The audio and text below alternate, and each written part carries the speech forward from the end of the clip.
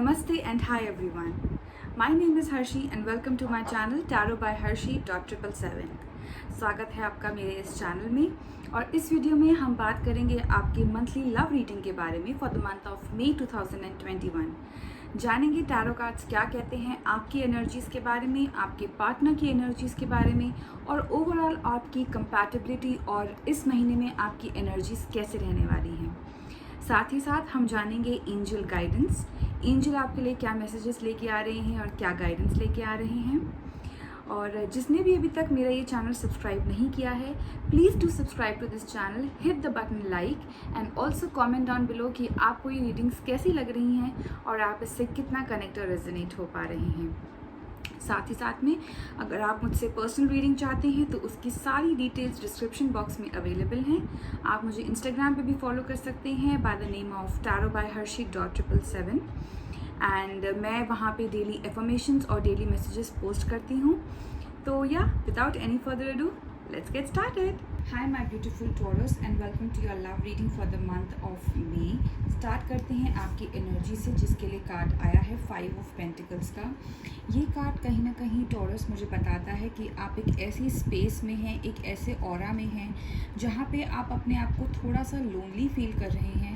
मे भी हो सकता है कि आपको आपके पार्टनर का साथ चाहिए हो जिनसे आप बहुत टाइम से मिले नहीं हैं या उनसे आपने बातें नहीं करी हैं या अपनी फीलिंग्स एक्सप्रेस नहीं कर पा रहे हैं। तो इस आने वाले मंथ में हो सकता है कि आप कुछ ऐसी एनर्जीज़ के साथ डील कर रहे हों जहाँ पे आपको लगे कि नहीं, मुझे अपने पार्टनर के साथ और टाइम स्पेंड करना है। See this can be due to any reason. हो सकता है कि आप खुद ही अपने में इतना ज़्यादा इन्वॉल्व हों या अपनी चीज़ों के साथ इतना ज़्यादा इन्वॉल्व हों कि आप अपने पार्टनर के साथ टाइम स्पेंड नहीं कर पा रहे हैं और इसी वजह से अब आपको इस मंथ में ऐसा लग रहा है कि नहीं, मुझे उनके साथ टाइम स्पेंड करना है, उनसे बातें करनी है, अपनी बातें शेयर करनी है। सो आपकी एनर्जीज़ कुछ ऐसी रहने वाली हैं इस अपकमिंग मंथ में। बात करते हैं अगर आपके पार्टनर की एनर्जीज़ के बारे में, तो उनके लिए कार्ड आया है 10 ऑफ वॉन्ड्स का। उनकी भी एनर्जीज़ मुझे यही बता रही हैं कि now they want to come back, they want to come back to you and they also want to spend time with you. So Taurus, कहीं ना कहीं आप दोनों की एनर्जीज़ ये हैं कि आप दोनों ही एक दूसरे की ओर चल रहे हैं, एक दूसरे की ओर बढ़ रहे हैं और चाह रहे हैं कि आप दोनों रीयूनाइट हो जाएं।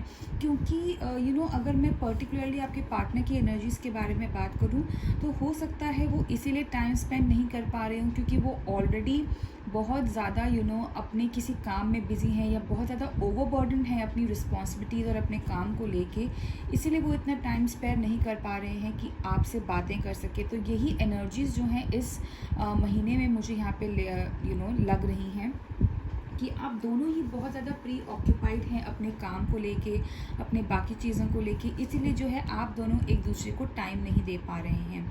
लेकिन अगर मैं आगे चलूँ और बात करूँ आप दोनों की ओवरऑल एनर्जीज़ और कंपैटिबिलिटी के बारे में, तो उसके लिए बहुत अच्छा कार्ड आया है 9 ऑफ कप्स का, जो कि विश फुलफिलमेंट का कार्ड बता रहा है।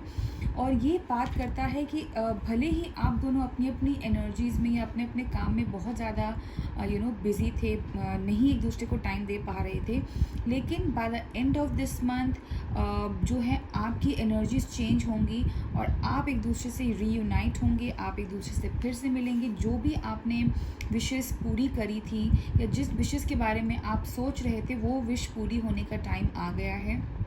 फिर चाहे वो एक दूसरे से मिलना हो या एक दूसरे से रिलेशनशिप के बारे में डिस्कस करना हो या कुछ भी चीज़ें हो सकती हैं, तो वो सब चीज़ें जो हैं by the end of the month मुझे यहाँ पे नज़र आ रही है पूरी होती हुई।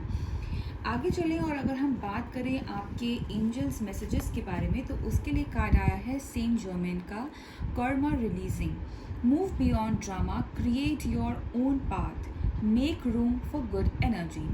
सो ये एंजल एनर्जी, ये जो एंजल गाइडेंस है, कहीं ना कहीं इन दोनों कार्ड्स के लिए, आपके और आपके पार्टनर के लिए स्पेसिफिकली बोली जा रही हैं। और ये बहुत ही एप्ट कार्ड आया है जो कि ये बोलता है कि आपके पास्ट में या अभी भी ऑनगोइंग चीज़ें जो ऐसी चल रही हैं जिससे आप बहुत ज़्यादा ओवरबर्डन हैं या लोनली फील कर रहे हैं या कहीं न कहीं जो आपको हैप्पीनेस नहीं दे रहा है, उन चीज़ों को पीछे छोड़ के आपको आगे बढ़ने की ज़रूरत है, ताकि आप अपने इस विश फुलफिलमेंट के कार्ड को पूरा कर सकें। और जो भी बैड चीज़ें आपकी लाइफ में हुई हैं, या जो भी ऐसी चीज़ें जिनसे आपको खुशी नहीं मिली, या जो इतनी अच्छी नहीं हुई जितना आप एक्सपेक्ट कर रहे थे, तो बेटर होगा कि अब उन चीज़ों को आप पीछे छोड़ के आगे बढ़ें, आगे की तरफ देखें और आगे अपना फ्यूचर अच्छा करने की कोशिश करें। सो यही जो है एंजल गाइडेंस जो है ये आपको यहाँ पे मैसेज दे रही है माय डियर टॉरस।